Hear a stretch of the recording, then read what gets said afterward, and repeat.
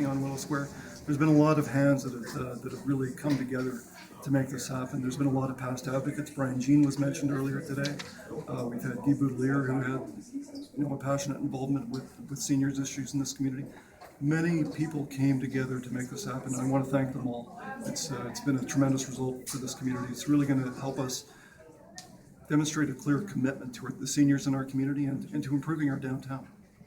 What do you want this project to address as a whole in the downtown area? One of my focuses is to make sure that we're meeting the needs of seniors in this region, and that's what Jeff Johnson, our Minister of Seniors, talked to me about. That has always been the focus of our discussions on Willow Square.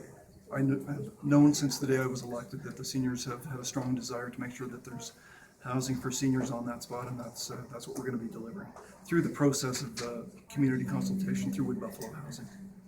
What's next as far as the timeline for transferring that land?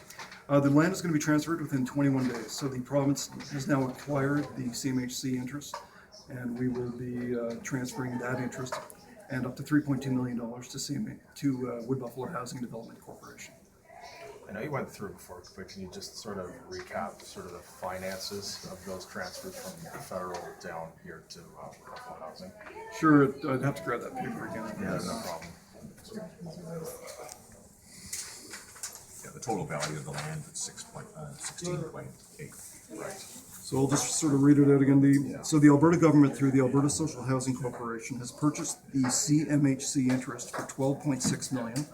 That reflects 75% of the land's market value. The Alberta government will provide the land to the Wood Buffalo Housing and Development Corporation with a market value of approximately $16.8 million, and in addition up to $3.2 million to build affordable and seniors housing units, for a total investment of $20 million in the Willow Square project. So the Alberta government is providing that land and the potential grant of up to $3.2 million for free to Wood Buffalo Housing. Which is a significant base for them to get the project started and get their additional financing. Absolutely. And you talked about plans as well for things like affordable housing, retail and office space. When did those plans sort of start to become talked into Willow Square?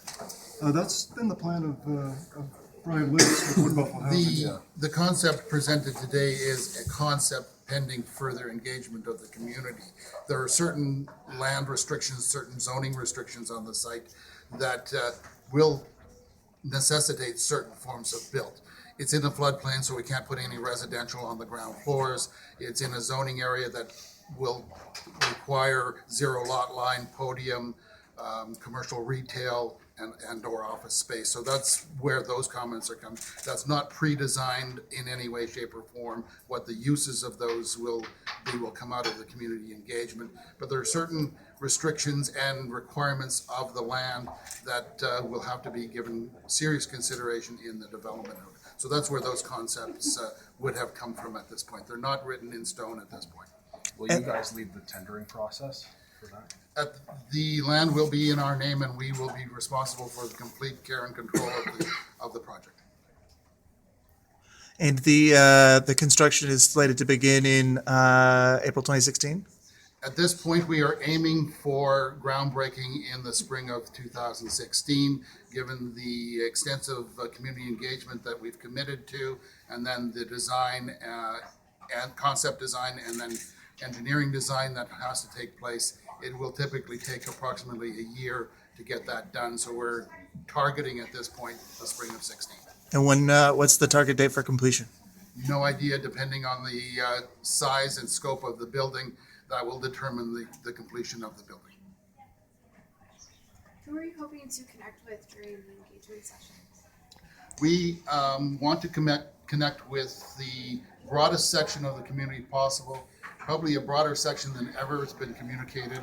We want to go into the high schools, talk to high school students and post-secondary students. They're going to be living here over the next 20, 30, 40 years. We want to talk to the 30-somethings that are the highest individual demographic in the community that will be living here over the next 20, 30 years.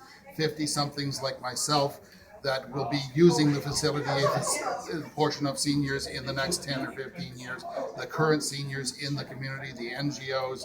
We want to hit the broadest sector of the community that we can to seek the input so we can address as many of the interests as possible within the constraints of the site.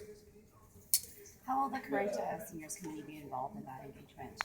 The Seniors Advisory Committee that the municipality has struck, I am a member of that committee, and they will be extensively consulted and discussed what the potentials are on there. There's already been discussions with some of the members on that to understand that advisory committee is working forward and will bring to council in the next month or two a position that the Advisory Council on Aging wishes to approach with council's consent.